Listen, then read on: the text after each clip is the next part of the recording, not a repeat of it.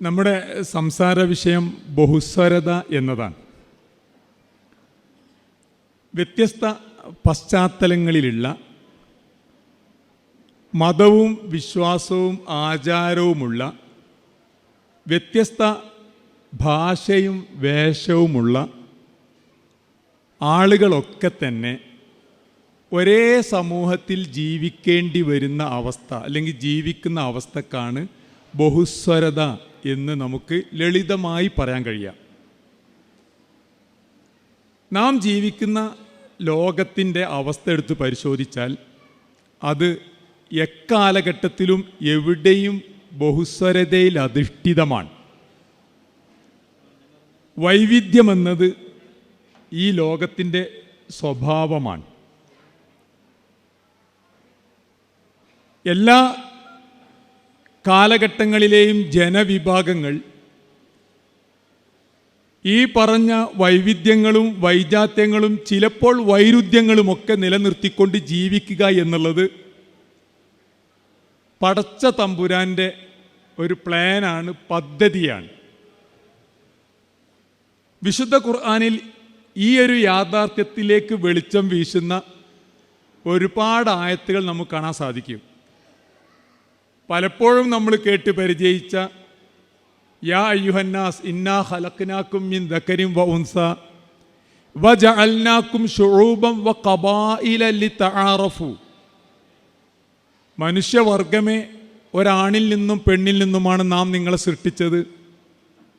നിങ്ങളെ വ്യത്യസ്ത ജനവിഭാഗങ്ങളും ഗോത്രങ്ങളുമാക്കിയത് നിങ്ങൾ പരസ്പരം തിരിച്ചറിയാൻ വേണ്ടിയാണ്.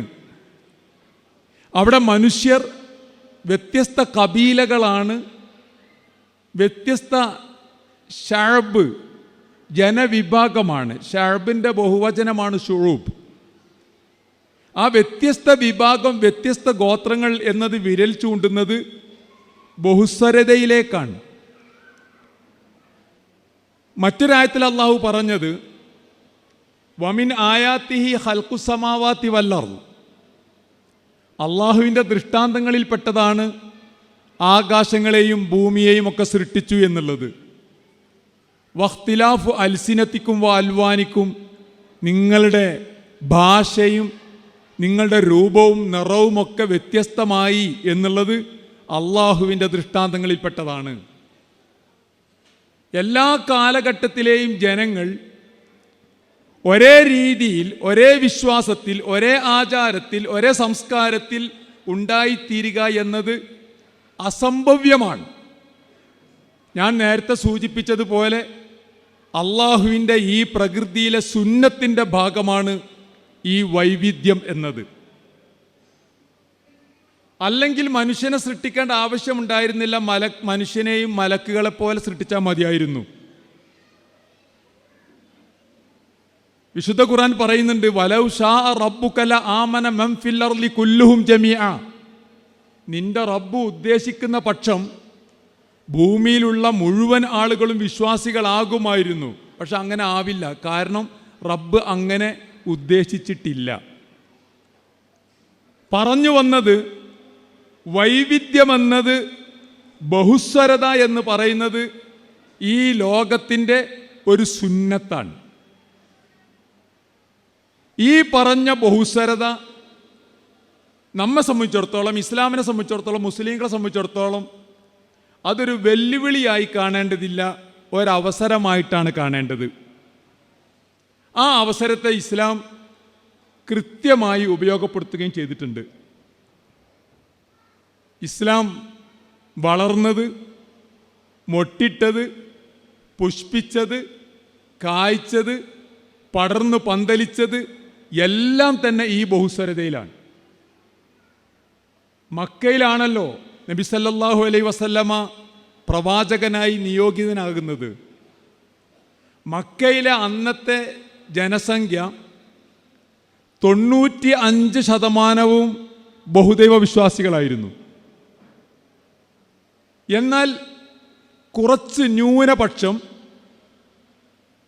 ഹനീഫിയ മതത്തിൻ്റെ അനുയായികൾ എന്ന പേരിൽ അറിയപ്പെടുന്ന ഇബ്രാഹിം നബിയുടെ മതവിശ്വാസങ്ങളിൽ അടിയുറച്ചു നിൽക്കുന്നവർ എന്ന് വാദിച്ചിരുന്ന ഒരു വിഭാഗം ആൾക്കാരായിരുന്നു.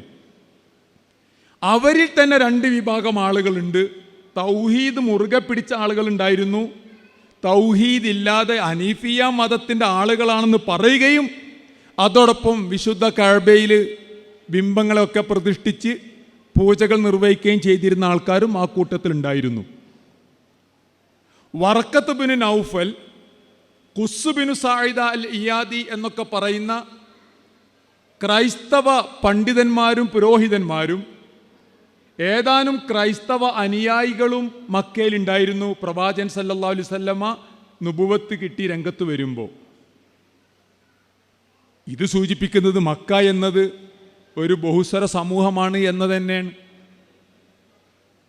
അത് കഴിഞ്ഞ് പ്രവാചകന്റെ നുബുവത്തിൻ്റെ 5-ാമത്തെ വർഷം മക്കയിലെ ഉപദ്രവം സഹിക്കവയ്യാതെ നബി സല്ലല്ലാഹു അലൈഹി വസല്ലമ 15ഓളം വരുന്ന വിശ്വാസികളെ വിദൂരമായ ചെങ്കടലിൻ്റെ മറുകരയിലുള്ള എത്യോപ്യ എന്ന നാട്ടിലേക്ക് പറഞ്ഞേക്കുന്നുണ്ട്. കപ്പലിലൂടെയാണ് അവർ പോകുന്നത്, കപ്പൽ യാത്ര ചെയ്തിട്ട്. റമളാനിൽ ഒരു സൂറത്ത് ഇറക്കി ഖുർആനിൽ, സൂറത്തുൻ നജ്മ്. ആ സൂറത്തുൻ നജ്മിൻ്റെ അവസാന ഭാഗത്ത് അഫമിൻ ഹാദൽ ഹദീസി തഅജബൂൻ വതളഹഖൂന വലാ തബുകൂൻ വഅൻതും സാമിദൂൻ ഫസ്ജുദൂ ലില്ലാഹി വഅബ്ദു എന്നുള്ള സുജൂദ് ചെയ്യാൻ വേണ്ടി നിർദ്ദേശിക്കുന്ന ആയത്തുണ്ട്.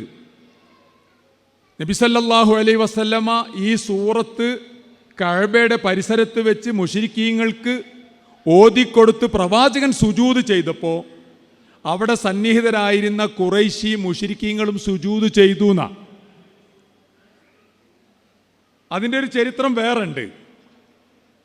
അപ്പം ഇങ്ങനെ ഇവർ സുജൂദ് ചെയ്ത വാർത്ത ഹബശയിലുള്ള മുസ്ലിങ്ങൾ അറിഞ്ഞു കച്ചവടക്കാരിലൂടെ. മക്കക്കാരായ ആളുകൾ മുസ്ലിങ്ങളായി എന്ന് തെറ്റിദ്ധരിച്ച് അവരിങ്ങോട്ട് തിരിച്ചു വന്നു. മക്കയിലെത്തിയപ്പോഴാണ് ഞങ്ങൾ കേട്ടത് അബദ്ധമായിരുന്നു, ഇവരാരും മുസ്ലിങ്ങളായിട്ടില്ല, മാത്രമല്ല മുസ്ലിങ്ങൾക്ക് നേരെയുള്ള പീഡനം 10 മടങ്ങ് വർദ്ധിക്കുകയാണ് ചെയ്തത് എന്ന യാഥാർത്ഥ്യം അവർ മനസ്സിലാക്കുന്നത്. അവർ വീണ്ടും ഹബശയിലേക്ക് തന്നെ തിരിച്ചുപോയി, എത്യോപ്യയിലേക്ക് തിരിച്ചുപോയി. തിരിച്ചു പോയപ്പോൾ 85ഓളം പുരുഷന്മാരും പിന്നെ അതിൽ ചിലരുടെയൊക്കെ ഭാര്യമാരും കുട്ടികളുമായിട്ട് വലിയൊരു സംഘമാണ് പോയത്. ഇസ്ലാമിലെ ആദ്യത്തെ 1-ാമത്തെയും 2-ാമത്തെയും ഹിജറ എന്ന് പറയുന്നത് എത്യോപ്യയിലേക്കാണ്. ആ എത്യോപ്യയിലെ ഭരണാധികാരി അസ്ഹമ എന്ന് പറയുന്ന ക്രിസ്ത്യാനിയായ ഒരു രാജാവാണ്. മക്കയിലെ ബഹുദൈവ വിശ്വാസികളുടെ ഉപദ്രവം സഹിക്കവയ്യാതെ അല്പം ആശ്വാസം ലഭിക്കാൻ വേണ്ടി തൻ്റെ അനുയായികളോട് നബി സല്ലല്ലാഹു അലൈഹി വസല്ലമ പോകാൻ നിർദ്ദേശിച്ചത് ക്രിസ്ത്യാനിയായ ഒരു രാജാവിൻ്റെ അടുക്കലേക്കാണ്. നബി സല്ലല്ലാഹു അലൈഹി വസല്ലമ ഒരു കത്തും കൂടെ കൊടുത്തയക്കുന്നുണ്ട്. അദ്ദേഹത്തിൻ്റെ സംരക്ഷണത്തിൽ ഏകദേശം 15 വർഷക്കാലം, പിന്നീട് അവരിൽ മഹാഭൂരിപക്ഷവും തിരിച്ചു വരുന്നത് ഹിജറ 7-ാം വർഷം ഹൈബർ യുദ്ധം കഴിഞ്ഞതിന് ശേഷം മദീനയിലേക്കാണ് ഇവർ തിരിച്ചു വരുന്നത്. 7ഉം 8ഉം 15 വർഷത്തോളം അവർ നജ്ജാഷിയുടെ കീഴിലാണ് താമസിക്കുന്നത്. മുസ്ലിങ്ങൾ എങ്ങനെയാണ് ബഹുമത സമൂഹത്തിൽ ഇതര വിശ്വാസങ്ങളും ആചാരങ്ങളും സംസ്കാരങ്ങളുമുള്ള ആളുകളോടൊപ്പം എപ്രകാരമാണ് ജീവിക്കേണ്ടത്, എത്രത്തോളം അടുക്കാം, എത്രത്തോളം അകലാം എന്നതിൻ്റെ ഏറ്റവും വലിയ ഉദാഹരണമാണ് ഈ ചരിത്ര സംഭവം. നിങ്ങളുടെ ഓർമ്മയിൽ നിൽക്കാൻ വേണ്ടി ഒരു കാര്യം കൂടി ഞാൻ പറയാം. ഹബശയിലേക്ക് ഹിജറ പോയവരുടെ കൂട്ടത്തിൽ നബി സല്ലല്ലാഹു അലൈഹി വസല്ലമയുടെ പിതാവിൻ്റെ പെങ്ങൾ അബ്ദുള്ളയുടെ സഹോദരി ഉമൈമയുടെ മകൻ ഉബൈദുല്ലാഹി ഇബ്നു ജഹ്ഷ് ഉണ്ടായിരുന്നു. ആ ഉബൈദുല്ലാഹി ഇബ്നു ജഹ്ഷ് വിവാഹം ചെയ്തത് ഖുറൈശികളുടെ നേതാവായ ബഹുദൈവ വിശ്വാസികളുടെ സമുന്നതനായ അബൂ സുഫിയാന്റെ മകൾ റംലയെയാണ്. ആ ബന്ധത്തിൽ അവർക്കൊരു കുട്ടിയുണ്ട്. കുട്ടിയുടെ പേര് ഹബീബ എന്നാണ്. അതുകൊണ്ട് റംല ബിൻത്ത് അബൂ സുഫിയാൻ അറിയപ്പെട്ടത് ഉമ്മു ഹബീബ ബിൻത്ത് അബി സുഫിയാൻ എന്നാണ്. ഇവർ രണ്ടുപേരും ഹബിഷയിലേക്ക് ഹിജറ പോയി. അവിടെ ഹബിഷയിൽ എത്തിയതിനു ശേഷം ഭർത്താവായ ഉബൈദുല്ലാഹ് ഇബ്നു ജഹ്ഷ് ക്രിസ്തുമതം സ്വീകരിച്ചു. ഒരു വലിയ സംഭവമാണ്. ക്രിസ്തുമതം സ്വീകരിച്ചു എന്ന് മാത്രമല്ല, അദ്ദേഹം മദ്യപാനം പുനരാരംഭിച്ചു. നേരത്തെ മദ്യപാനിയായിരുന്നു. ഇസ്ലാം സ്വീകരിച്ചതിന് ശേഷം മദ്യപാനം നിർത്തിയതാ.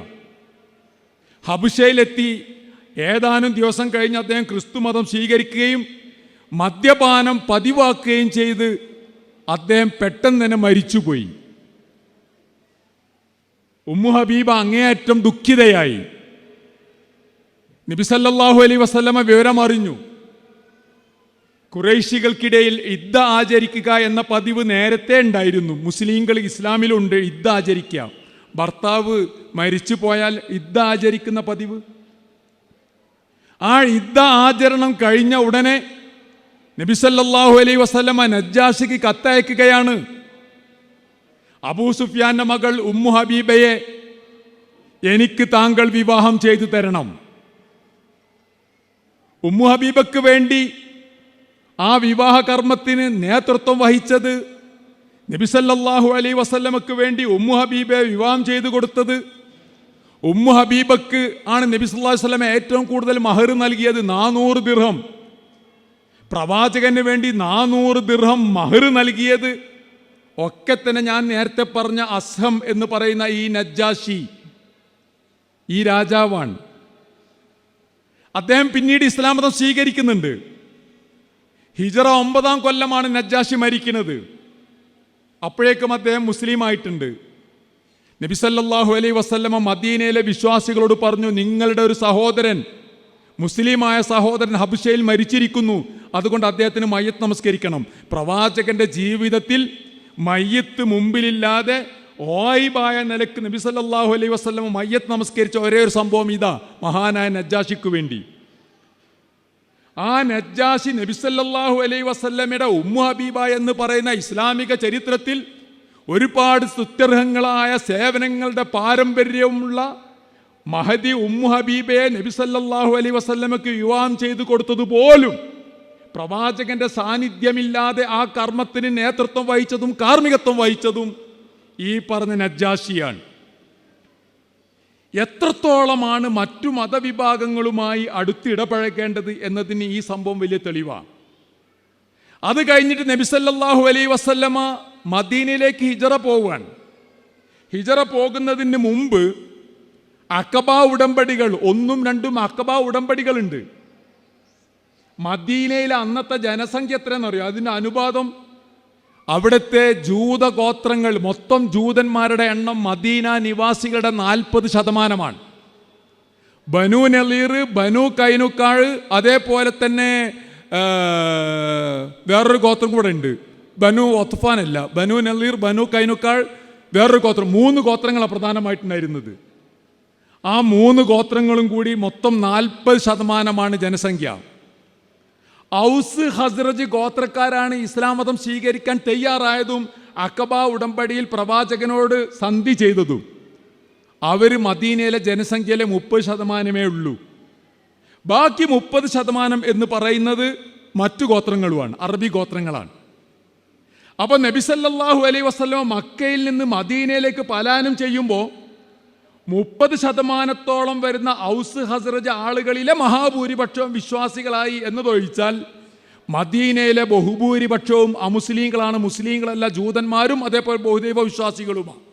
അവിടേക്കാണ് പ്രവാചകൻ അഭയം തേടി പോയത്. നബി സല്ലല്ലാഹു അലൈഹി വസല്ലമക്ക് അറിയില്ലല്ലോ പിന്നീട് ഇവരൊക്കെ ഇസ്ലാം മതം സ്വീകരിക്കും, അവിടെ മുസ്ലിങ്ങൾ ബഹുഭൂരിപക്ഷമാകും എന്ന ഗൈബൊന്നും പ്രവാചകൻ സല്ലല്ലാഹു അലൈഹി വസല്ലമക്ക് അറിയില്ല. മുസ്ലിങ്ങൾ ന്യൂനപക്ഷമാകുന്ന ഒരു നാട്ടിലേക്കാണ് പ്രവാചകൻ ഹിജറ പോകുന്നത്.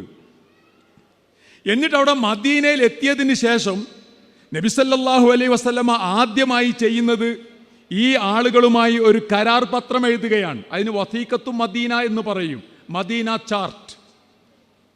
അപ്പൊ അതില് ലോക ചരിത്രത്തിൽ ആദ്യമായി എഴുതപ്പെട്ട ഒന്നാമത്തെ ദുസ്തൂർ, ഭരണഘടനയാണ് അത് എന്നാണ്. ഒരു രാജ്യം എപ്രകാരമായിരിക്കണം, ആ നാട്ടിലെ ജനങ്ങൾ എങ്ങനെ സഹവസിക്കണം, അവർക്കുള്ള നിയമാവലികൾ എന്തൊക്കെയായിരിക്കണം, അവരുടെ ബാധ്യതകൾ എന്തൊക്കെയാണ്, അതേപോലെ അവരുടെ അവകാശങ്ങൾ എന്തൊക്കെയാണ്, ഇത്യാദി കാര്യങ്ങളാണല്ലോ ഭരണഘടനയുടെ അടിസ്ഥാന തത്വങ്ങൾ എന്ന് പറയുന്നത്. ഇവിടെ മദീനയിൽ മുസ്ലിങ്ങളുണ്ട്. ആ മുസ്ലിങ്ങളിൽ ഒരു വിഭാഗം ആളുകൾ മക്കയിൽ നിന്ന് മദീനയിലേക്ക് പലായനം ചെയ്തെത്തിയവരാണ്. അവരെ നമുക്ക് മുഹാജിരിങ്ങൾ എന്ന് വിളിക്കാം. ഇപ്പൊ ഇസ്ലാം മതം സ്വീകരിച്ച ഔസ് ഹസ്റജിലെ അറബികളുണ്ട്, അവരെ നമുക്ക് അൻസാരികൾ എന്ന് വിളിക്കാം. അവിടെ ജൂതന്മാരുണ്ട്, ബഹുദൈവ വിശ്വാസികളുണ്ട്. ഇവരെല്ലാവരും മദീനയിൽ എപ്രകാരമായിരിക്കണം പരസ്പരം ഇടപഴകേണ്ടതും സഹവസിക്കേണ്ടതും എന്നത് കൃത്യമായി വിശദീകരിക്കുന്ന രേഖയാണ്, എഴുതപ്പെട്ട രേഖയാണ്. ചരിത്രത്തിൽ ആദ്യമായി എഴുതപ്പെട്ട കരാറാണ് വസീഖത്തു മദീന എന്ന് പറയുന്നത്. എത്രത്തോളമാണ് ഇസ്ലാം മറ്റു മതവിഭാഗങ്ങളോട് വെച്ചു പുലർത്തുന്ന സഹിഷ്ണുത എന്നുള്ളത് ബോധ്യപ്പെടാൻ ഈ ഒരു സംഭവം മതി. അതിലെ പ്രധാനപ്പെട്ട വ്യവസ്ഥകൾ എന്താണെന്നറിയോ? ഒന്ന്, മുസ്ലിങ്ങൾ ഒരൊറ്റ ഉമ്മത്തായിരിക്കും. മുസ്ലിങ്ങൾക്ക് ഇസ്ലാം അനുസരിച്ച് ജീവിക്കുവാനും ആചരിക്കുവാനും എങ്ങനെയൊക്കെ അവകാശവും സ്വാതന്ത്ര്യവും ഉണ്ടാകുമോ അതേ സ്വാതന്ത്ര്യം മദീനയിലെ ജൂതന്മാർക്കും ഉണ്ടായിരിക്കും. ജൂതന്മാരിൽ ആര് മദീനയിൽ മുസ്ലിങ്ങളോടൊപ്പം താമസിക്കാൻ തയ്യാറാകുന്നുവോ മുസ്ലിങ്ങൾക്ക് ലഭിക്കുന്നത് പോലുള്ള സുരക്ഷയും സംരക്ഷണവും മദീനയിലെ ജൂതന്മാർക്കുണ്ടായിരിക്കും. ജൂതന്മാർക്ക് അവരുടെ വിശ്വാസാചാരങ്ങൾ പ്രകാരം അവരുടെ കാര്യങ്ങൾ മുമ്പോട്ട് കൊണ്ടുപോവാം. ഇനി ഏതെങ്കിലും ജൂതമത വിശ്വാസിക്ക് മദീനക്ക് പുറത്ത് താമസിക്കണം എന്നതാണ് താല്പര്യമെങ്കിൽ അയാൾക്ക് മദീന വിട്ടു പോകുന്നതിന് യാതൊരു വിരോധവുമില്ല. അയാളുടെ മുഴുവൻ സംരക്ഷണവും മുസ്ലിങ്ങൾ ഏറ്റെടുക്കും. മദീന ഒരു ഹറമായി പ്രഖ്യാപിക്കുകയാണ്. ആ ഹറമിൻ്റെ പവിത്രത ജൂതന്മാരും പാലിക്കണം. ഇവിടെ എന്തെങ്കിലും ഒരു പ്രശ്നം രാജ്യത്തിൻ്റെ രാഷ്ട്രത്തിൻ്റെ പൊതുനന്മയെ മസ്ലഹത്തിനെ ബാധിക്കുന്ന രൂപത്തിൽ എന്തെങ്കിലും അഭിപ്രായ വ്യത്യാസങ്ങളോ പ്രശ്നങ്ങളോ ഉണ്ടെങ്കിൽ അത് പരിഹരിക്കാനുള്ള ചുമതല മുഹമ്മദ് മുസ്തഫ സല്ലല്ലാഹു അലൈഹി വസല്ലമക്കായിരിക്കും. അതല്ലാതെ ഇന്റേണലായി ഉണ്ടാകുന്ന പ്രശ്നങ്ങൾ അത് ആളുകൾക്ക് പരസ്പരം പരിഹരിക്കാവുന്നതാണ്. ഇനി ഏതെങ്കിലും ഒരു ശക്തി മദീനക്ക് പുറത്തുനിന്ന് മദീനയെ ആക്രമിക്കുകയാണെങ്കിൽ മദീനക്കാരായ ആളുകൾ മുഴുവൻ സംഘടിച്ച് ആ അക്രമിയെ പരാജയപ്പെടുത്താൻ യോജിക്കണം, സംഘടിക്കണം. ഇങ്ങനെ തുടങ്ങി കുറേ വ്യവസ്ഥകൾ ആ കരാറിൽ ഉണ്ടായിരുന്നത്. എന്ന് വെച്ചാൽ ജൂതന്മാരുമായി ഏറ്റുമുട്ടുവാനോ മദീനയിലുള്ള ആളുകളുമായി സംഘർഷത്തിൽ അകപ്പെടാനോ അതല്ലെങ്കിൽ എന്തെങ്കിലും ഒരു മതപരമായ പ്രശ്നങ്ങൾ സൃഷ്ടിക്കുവാനോ അല്ല ഇസ്ലാം ശ്രമിച്ചത്. എത്രത്തോളം സഹിഷ്ണുതയോടെ സാഹോദര്യത്തോടുകൂടെ പരസ്പരം യോജിച്ചും സഹകരിച്ചും മുമ്പോട്ട് പോകാം, അതിനുള്ളൊരു അന്തരീക്ഷവും സാഹചര്യവും നബി സല്ലല്ലാഹു അലൈഹി വസല്ലം മദീനയിൽ ഒരുക്കുകയായിരുന്നു. ഇനി ചരിത്രം വായിക്കുമ്പോൾ ഇതിൻ്റെ മറ്റൊരു ആവർത്തനം നമുക്ക് കാണാൻ സാധിക്കും. ഹിജ്റ 15-ാം കൊല്ലം മഹാനായ അബൂബക്കർ സിദ്ദീഖ് റളിയല്ലാഹു അൻഹു പേർഷ്യൻ റോമൻ അധീനതയിലുള്ള ബൈസന്റൈൻ സാമ്രാജ്യത്തിൻ്റെ അധീനതയിലുള്ള സിറിയയും അതേപോലെ തന്നെ ഫലസ്തീനുമൊക്കെ കീഴടക്കാൻ വേണ്ടി അതിന് വേറൊരു പശ്ചാത്തലമുണ്ട്. എന്തുകൊണ്ട് സൈന്യത്തെ പറഞ്ഞയച്ചു എന്നുള്ളത് അതിപ്പോൾ പറയുക നമുക്ക് സമയമല്ല. അങ്ങനെ അവിടെ ഖാലിദ് ഇബ്നുൽ വലീദ്, അംർ ഇബ്നുൽ ആസ്, യസീദ് ഇബ്നു അബി സുഫിയാൻ, അബൂ ഉബൈദ, ആമിർ ഇബ്നുൽ ജറാഹ്, ശുറഹബീൽ ഇബ്നു ഹസന മുതലായ സൈന്യാധിപന്മാരുടെ നേതൃത്വത്തിൽ ഷാമിലും ഫലസ്തീനിലുമൊക്കെ എത്തിയ മുസ്ലിം സൈന്യം ആ നാട് വിജയിച്ചടക്കി. നാട്ടിലെ മഹാഭൂരിപക്ഷം വരുന്ന ക്രിസ്ത്യാനികൾ അവർ ഇസ്ലാം മതം സ്വീകരിച്ചു. നൂറ്റാണ്ടുകളായി അവരെ ഭരണം നടത്തുന്ന ക്രിസ്തീയ മതവിശ്വാസത്തിൻ്റെ അടിസ്ഥാനത്തിൽ ഭരണം നടത്തുന്ന റോമക്കാരുടെ ഭരണത്തിലും പീഡനത്തിലുമൊക്കെ ആകെ സഹികെട്ട് മുസ്ലിങ്ങളെ അവർ സ്വാഗതം ചെയ്യുകയും വരവേൽക്കുകയുമാണ് ചെയ്തത്. അങ്ങനെ അവസാനം എന്ത് ചെയ്തു അറിയോ? ഈ ഖുദ്സ് എന്ന പട്ടണം, ഇന്നത്തെ ഖുദ്സ് തന്നെ, ആ ഖുദ്സ് എന്ന് പറയുന്ന പട്ടണം മുസ്ലിങ്ങളെ ഏൽപ്പിക്കുവാൻ അവിടുത്തെ പാത്രിയാർക്കീസ് ക്രിസ്തീയ മതപുരോഹിതനായ സിഫ്രിയൂനൂസ് എന്ത് ചെയ്തു? തയ്യാറായി.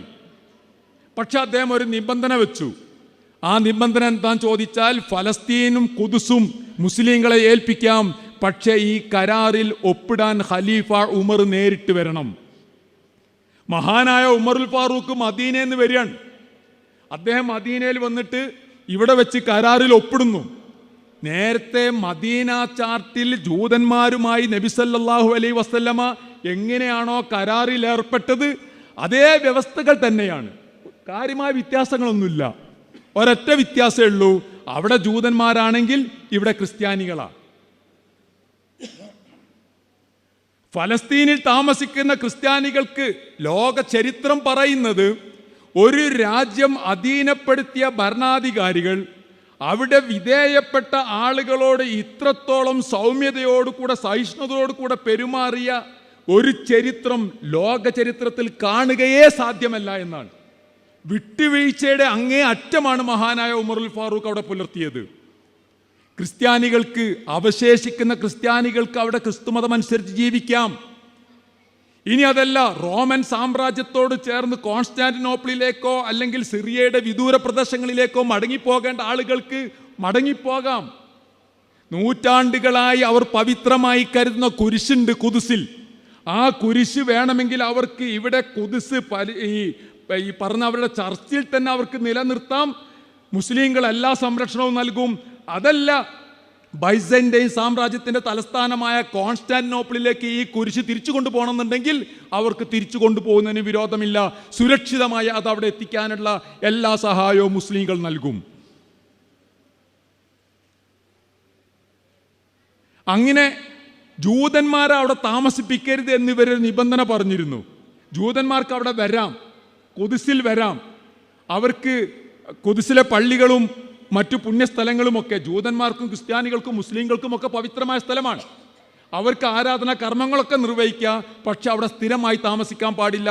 അതും എന്ത് ചെയ്തു? ഇവരുടെ ആവശ്യപ്രകാരം ഉമറുൽ ഖത്താബ് സമ്മതിച്ചു കൊടുത്തു. നേരത്തെ 3-4 നൂറ്റാണ്ടുകളായി ജൂതന്മാരെ ആ അടുത്തേക്ക്, ഈ പ്രദേശങ്ങൾ നേരത്തെ ജൂതന്മാരുടെ പ്രദേശമായിരുന്നു. ഇന്നത്തെ ഇസ്രയേൽ എന്ന് പറയുന്ന ഈ സംഭവം നടക്കുമ്പോഴുള്ള ഫലസ്തീൻ പ്രദേശം, അന്ന് പേര് ഫലസ്തീനല്ല, ഈലിയ എന്ന പേര്, ജൂതന്മാരുടെ പുണ്യഭൂമിയായിരുന്നു. എന്നിട്ട് രാജാവ് ക്രിസ്തുമതം സ്വീകരിച്ച് രാജ്യം മുഴുവൻ ക്രിസ്തീയ മതവിശ്വാസത്തിന് അധീനപ്പെട്ടപ്പോൾ ജൂതന്മാരെ മുഴുവൻ ഫലസ്തീനിൽ നിന്ന് പുറത്താക്കുക ചെയ്തത്, ഒരൊറ്റ ജൂതനെയും അവശേഷിപ്പിക്കാതെ. 3-4 നൂറ്റാണ്ടായി തങ്ങൾക്ക് പ്രവേശനം നിഷേധിക്കപ്പെട്ട ആ കുദ്സിലേക്ക് പിന്നീട് പ്രവേശനം അനുമതി നൽകുന്നതും അവർക്ക് ആരാധനാ സ്വാതന്ത്ര്യം അനുവദിക്കുന്നതും മഹാനായ ഉമറുൽ ഫാറൂഖാണ്. ഉമറുൽ ഫാറൂഖ് ഇന്ന് ക്രിസ്ത്യാനികൾ ഇപ്പോൾ ഇവിടെ വെച്ചു പുലർത്തുന്ന അവരുടെ അധീനതയിലുള്ള കനീസകൾ, ചർച്ചുകൾ ഭാവിയിൽ ഒരു കാലത്തും മുസ്ലിങ്ങൾ അധീനപ്പെടുത്തുകയില്ല എന്ന് ആ കരാറിൽ ഉമറുൽ ഫാറൂഖ് ഈ പറഞ്ഞ സിഫ്രിയാനോസിന് എന്ത് ചെയ്യുന്നുണ്ട്? കരാറിൽ ഒപ്പിട്ട് കൊടുക്കുന്നുണ്ട്. ഇന്നും അവസ്ഥ അങ്ങനെ തന്നെ. ഫലസ്തീനിൽ പോയാൽ അറിയാം, ഞാൻ പല പ്രാവശ്യം പോയിട്ടുണ്ട്. അവിടെ ബൈത്തുൽ മുഖദ്ദസിന്റെ സമീപത്ത് ഈ പറഞ്ഞ ചർച്ചുകൾ ഇപ്പോഴും അങ്ങനെ തന്നെ ഉണ്ട്.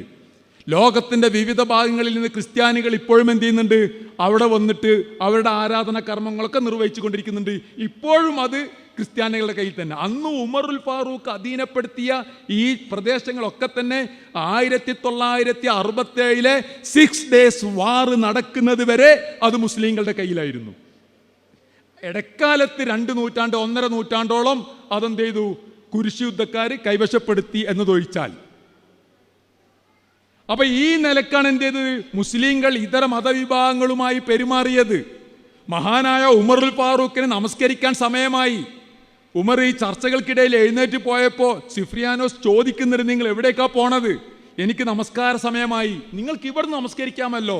അദ്ദേഹം പറഞ്ഞത്, ഞാനെങ്ങാനും ഇപ്പോൾ ഇവിടെ നിന്ന് നമസ്കരിച്ചാൽ ഭാവിയിൽ വരുന്ന മുസ്ലിങ്ങൾ ഞങ്ങളുടെ 2ാം ഖലീഫ ഉമർ നമസ്കരിച്ച സ്ഥലമാണ്, ഇത് ഞങ്ങൾക്ക് അവകാശപ്പെട്ടതാണ് എന്ന് വെച്ച് പറഞ്ഞ് കൈവശപ്പെടുത്താൻ സാധ്യതയുണ്ട്. അതുകൊണ്ട് ഞാൻ തൊട്ടപ്പുറത്തെ പാറയിൽ പോയി നമസ്കരിക്കാം. പാറയിൽ പോയാൽ നമസ്കരിച്ചത്. ആ നമസ്കരിച്ച സ്ഥലത്ത് എന്ത് ചെയ്തോരോ ഒരു പള്ളി ഉണ്ടാക്കി. ആ പള്ളി ഇന്ന് മസ്ജിദ് ഉമർ എന്ന പേരിൽ അറിയപ്പെടുന്നത്. ആ പള്ളിയുടെ ചുമരിൽ കൊത്തിവെച്ചിട്ടുണ്ട് ക്രിസ്ത്യാനികളുമായി അന്ന് ഉമറുൽ ഫാറൂഖ് ചെയ്ത അൽ ഉഹ്ദത്തുൽ ഉമരിയ എന്ന് പറയുന്ന ഈ കരാറിന്റെ പൂർണ്ണ രൂപം അവിടെ കൊത്തിവെച്ചിട്ടുണ്ട്. അത് കഴിഞ്ഞ് നബി സല്ലല്ലാഹു അലൈഹി വസല്ലമ ബൈത്തുൽ മുഖദ്ദസിൽ നിന്ന് മിഅ്റാജ് യാത്ര നടത്തിയെന്ന് വിശ്വസിക്കപ്പെടുന്ന പാറയിൽ പോയി അവിടെയൊക്കെ നമസ്കരിച്ച് കഴിഞ്ഞിട്ട് ഉമറുൽ ഖത്താബ് എന്ത് ചെയ്തത്? തിരിച്ചു പോരുന്നത്. ഇതാണ് ഇസ്ലാമിന്റെ പാരമ്പര്യം. ബഹുമത സമൂഹത്തോട്, ഇതര മതവിഭാഗങ്ങളോട് എപ്രകാരമാണ് മുസ്ലിങ്ങൾ പെരുമാറേണ്ടത് എന്നതിൻ്റെ കൃത്യമായ ചിത്രം, ഇസ്ലാമിക ഭരണാധികാരികൾ എപ്രകാരമാണ് പെരുമാറിയത് എന്നുള്ളത് നമുക്ക് ഈ സംഭവങ്ങളിൽ നിന്ന് വായിച്ചെടുക്കാൻ സാധിക്കും.